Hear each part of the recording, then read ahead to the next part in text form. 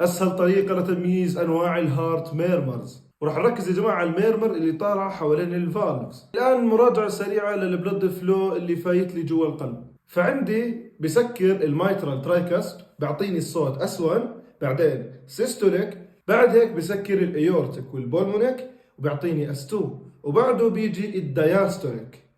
اس1 سيستوليك، اس2 دياستوليك. الان عندي نوعين يا جماعه من الخلل اللي بيصير بالفالف.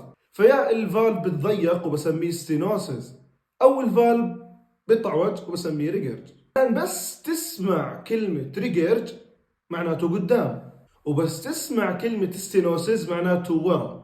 شو يا بلال ورا وقدام مش عارف شو؟ ركز معي. ايورتيك ريجيرج، هسا الايورتيك المفروض شو يعطي بعده؟ دياستوليك صح؟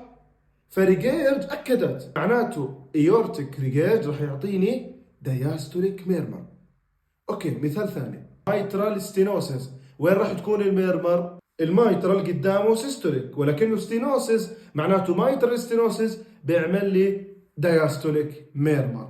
فبالتالي انت بتطلع على الفالف وتشوف وين مكانه، وبتطلع على الكلمه اللي بعده. الريجيج بتقدمه، واذا ستينوسيس بترجع. شو برجع؟ بقدم الميرمر.